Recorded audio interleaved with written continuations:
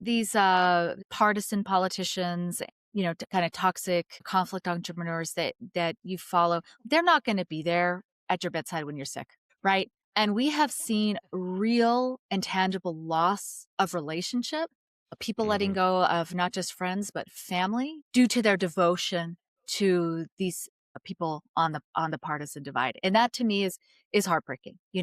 Monica Guzman, Yeah. and this is a book we feature on Depolarize as well. I never thought about that way. Talks about her relationship with her she's living in Portland, very liberal. Her parents are immigrants, very conservative.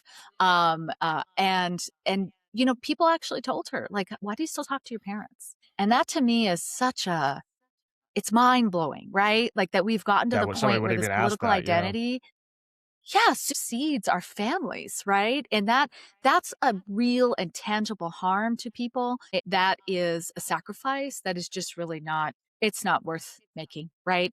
I think the second thing I would point out is what I'm going to call like a cortisol tax, right? So when we're constantly engaged in outrage, like Yeah.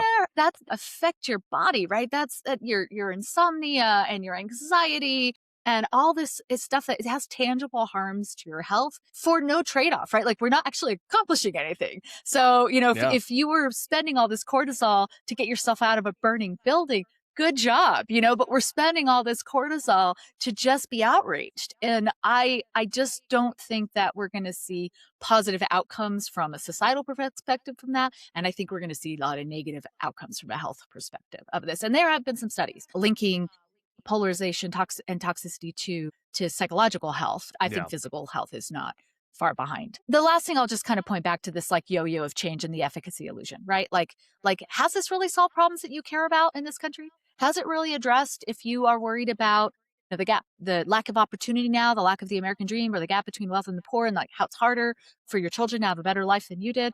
Like, has it made tangible gains? Has this approach actually improved your life?